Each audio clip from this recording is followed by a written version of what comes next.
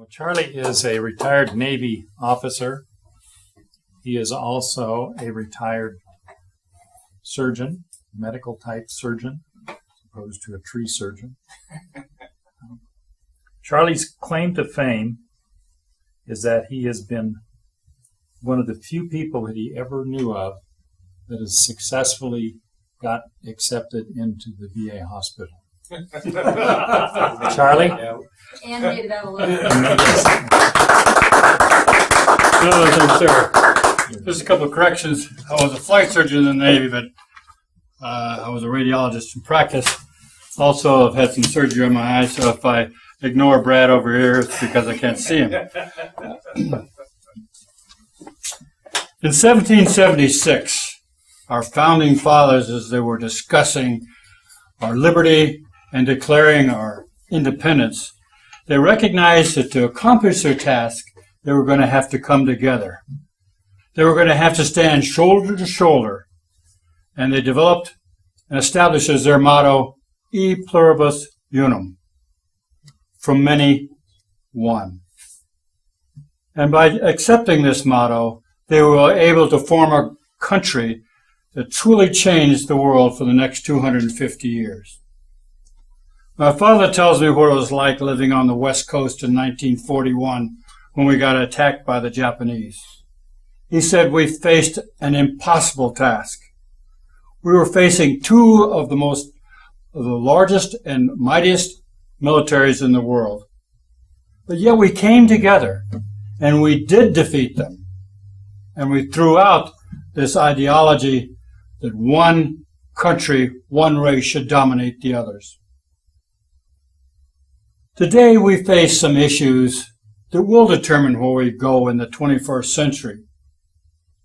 They're not as immediate as they were in 1941, but they're every bit as significant.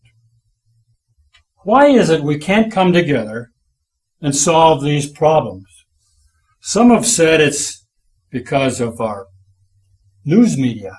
After all, 40 years ago, we could tell the news in 30 minutes and then say, and that's the way it is. Today we have 24/7 news media. They seem to have to find problems. They have to find division to fill all of those hours. I listen to as they come up with some of these topics, and I'm amazed at how trivial some of them are. And even when they come up with significant issues, how superficially they discuss these. They don't offer us any answers. Some of those people would say that it's really not the news media, but it's really the politicians who are more interested in themselves than the issues that face their constituents. Nothing is more embarrassing than listening to the annual State of the Union address where the left side in unison stands up as if orchestrated while the right side stays seated. And then, as again is orchestrated, the left side stays seated while the right side stands up. Could it really be that no one can see on either side of the aisle that that was a good idea? I will stand up even when I'm told to stay seated. We recognize the problems that can occur and result when countries can't work together. We've certainly seen this in Northern Ireland. Just because you're a Catholic, you cannot work with someone who's a Protestant. We saw how in the Balkans, the people who had lived side by side for many, many years suddenly realized, wow, that's a Muslim. Ooh, that's a Christian. I can't work with them. And saw the atrocities that happened in the Balkans. We've seen how countries in the Middle East just can't come together to work for solutions just because they're Shias or Sunnis. I've looked at some of the issues that face us today, for instance, global warming or global climate change, if you want to call it that. One side says 97% of all scientists say that they can predict the weather 100 years from now.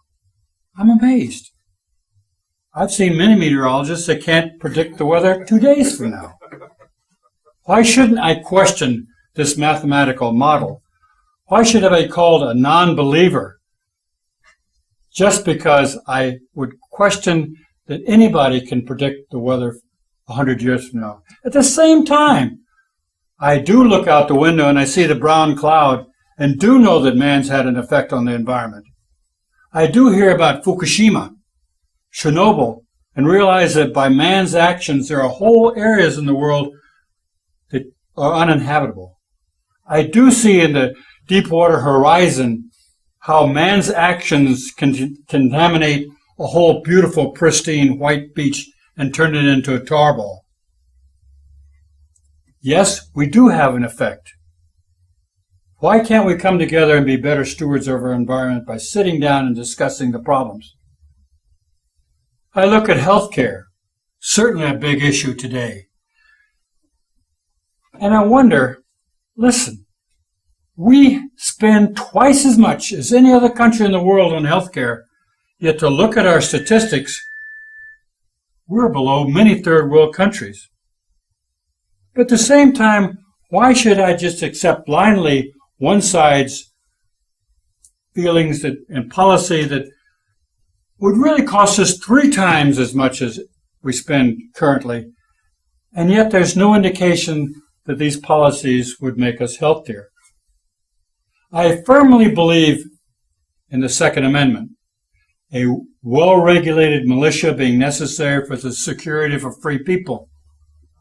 But I am bothered by those senseless killings that we see.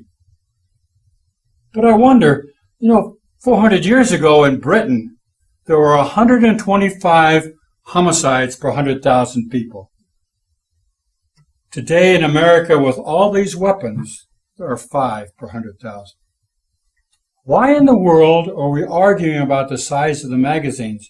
Why aren't we coming together to solve the problems, to eliminate these senseless killings?